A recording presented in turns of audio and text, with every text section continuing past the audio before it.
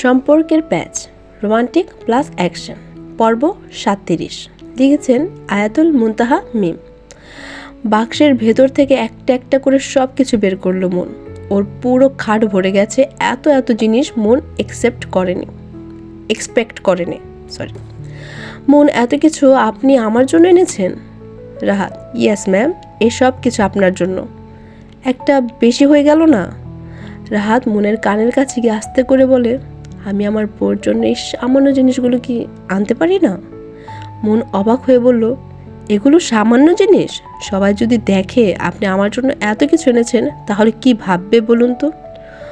উফ, তুই সবসময় সবার চিন্তা কেন করিস বলতো? ওদের কথা বলার মাঝখানে হৃদয়ের ফোনটা বেজে ওঠে। ফোনটা হাতে নিয়ে দেখলো শুভ কল দিয়েছে। হৃদয়: তোরা থাক, আমি বাইরে যাচ্ছি। শুভ ফোন করেছে, ওর সাথে কথা শেষ করে আসি। হৃদয় আর এক মুহূর্ত ওখানে দাঁড়ালো না।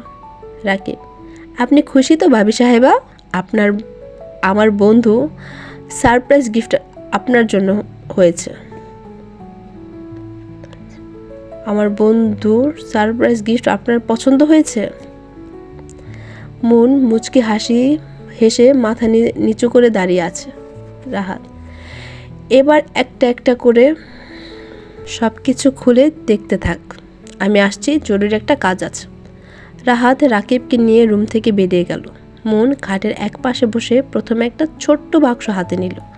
আস্তে আস্তে সেটা খুলে দেখতে পেল আইফোন 60 প্রো ম্যাক্স। এটা দেখে তো মন খুশিতে দিশেহারা হয়ে গেছে। এত দামি ফোন রাহাত ওর জন্য নিয়ে এসেছে। ফোনটা এক পাশে রেখে আরেকটা বড় বাক্স খুলল।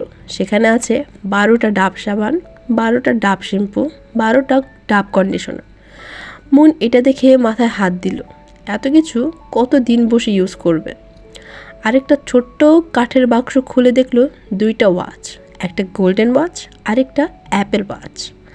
তারপরে যত রকমের কসমেটিক ছিল সব নিয়ে এসেছে। সাথে ছিল hair dryer, hair strainer machine, দুটো ডায়মন্ড রিংও ছিল, একটা স্বর্ণের বারও ছিল, যেটা দিয়ে মন নিজের মতো করে গহনা বানিয়ে নিতে পারবে। ছিল একটা সৌদি আরবিয়ান পারফিউম যার নাম কালাকাসি উদ। এই পারফিউমটা রাহাত সৌদি থেকে আনিয়েছে শুধুমাত্র মনের জন্য। 80 বছরের পুরনো কালো কাপাহারের বিরল উদ দিয়ে তৈরি এই পারফিউম। মন পারফিউমটা হাতে একটু স্প্রে করলো। এত সুন্দর স্মেল আর সুগন্ধি শরীরে মাখলে রাহাত এমনি পাগল হয়ে যাবে। তখনই মনের ফোনে টুং করে একটা মেসেজ আসে। রাহাত: এই পারফিউমটা, এটা শুধু আমার সামনেই ইউজ করবি, বাড়ির বাইরে বের হওয়ার আগে এটা লাগাবি না, একদম না, কথাটা মনে রাখিস মন পাখি। মেসেজটা একবার নয়, কয়েকবার পড়ল সে। চোখে একরাশ প্রশ্রয়, ঠোঁটের কোণে এক চিলিতে মুচকি হাসি। চোখ নামিয়ে ফোনটা বুকের কাছে চেপে ধরল মন। মুখে যেন একটা অদ্ভুত শান্তির ছায়া। আপনার পজিটিভনেসটা অনেক ভালো লাগে। কেন এত ভালোবাসেন আমায়? লন্ডনের যত রকমের চকলেট ছিল সবগুলো ডাবল প্যাকেট করে নিয়ে এসেছে শুধুমাত্র মনের জন্য। মিনহাস চৌধুরী: তোমাদের যে কাজটা করার জন্য পাঠিয়েছি তোমরা তো আর কিছুই করতে পারছো না। রাফাত: সবে মাত্র পৌঁছেছি আঙ্কেল, এত তাড়াতাড়ি এসব কাজ হয় নাকি? আর এখন যদি ভুল করে কিছু করি তাহলে সবাই সন্দেহ করবে। রুদ্রিকা: হ্যাঁ বাবা, রাফাত একদম ঠিক বলছে। রাহাত খুব চালাক আর চতুর একজন মানুষ। ওর সাথে খেলতে হলে খুব সাবধানে পা ফেলতে হবে, না হলে আমাদেরই ফাঁদে পড়তে হবে। মিনহাস চৌধুরী: আচ্ছা, তোমরা যখন এসেছো কেউ কি তোমাদের ফলো করেনি তো? রাফাত হেসে: আরে আঙ্কেল, আমাকে ফলো করা এত সহজ নাকি? মিনহাস চৌধুরী: দেখো রাফাত, যা করবে খুব সাবধানে করবে। এখন রাহাত হাইপে আছে, অনেক বেশি হাইপে। কাল একটা পত্রিকায় দেখলাম চাইনিজ ইনভেস্টরদের সাথে মিটিং করেছো। ওর প্রথম গাড়ির ডিজাইনিং এত লাভ, ভাবতে পারিস? প্রথম প্রজেক্টটি যদি কোটি টাকা কামিয়ে ফেলে তাহলে তো আর আমাদের নাগালেই থাকবে না। তুমি আজ কালের মধ্যেই রাহাতের নতুন বিজনেসে জয়েন করো। রাফাত: কিন্তু ও তো আমাকে নতুন বিজনেস জয়েন করার পারমিশন দিচ্ছে না, ওই হৃদয়কে ম্যানেজারের দায়িত্ব দিচ্ছে। মিনহাস চৌধুরী: ওকে মারতে গিয়েও মারতে পারলাম না। মুখ ফুসকে কথাটা বলে ফেলে মিনহাস চৌধুরী।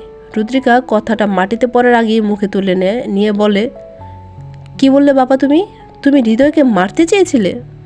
মিনহাজ চৌধুরী থমকে যায়, চোখ বড় বড় করে বুক চেপে ধরে, বুক মুখে কষ্টের ছাপ এনে বলে, তুই কি বলছিস মা? আমি ওকে মারতে যাব কেন? আমি তো ওকে বাঁচাতে গিয়েছিলাম। গলার স্বর একটু কেঁপে ওঠে, কষ্টের অভিনয় স্পষ্ট।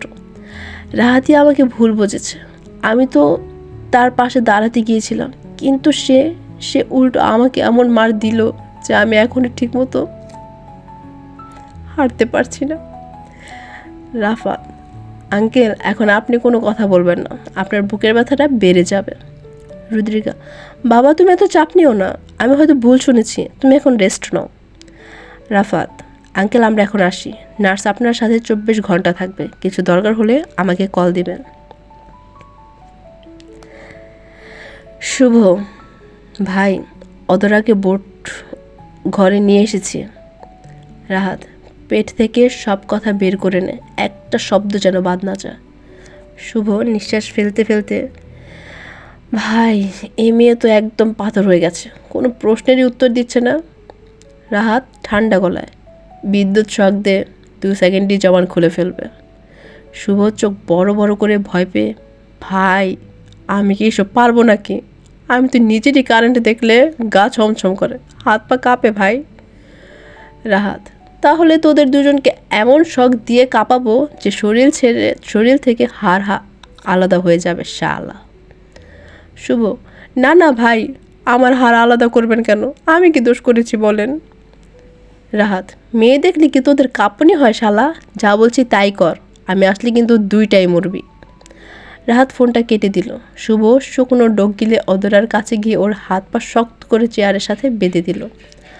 অধরা: আমার দিকে এক পাও এগিয়ে আসার চেষ্টা করো না। আমার বাবা যদি জানতে পারেন তোমরা আমাকে এখানে আটকে রেখেছো, তাহলে কেউই রেহাই পাবে না, কেউই না। শুভ একটু হেসে দুই হাত তুলে ভঙ্গিমা করে, ও মা, সত্যি?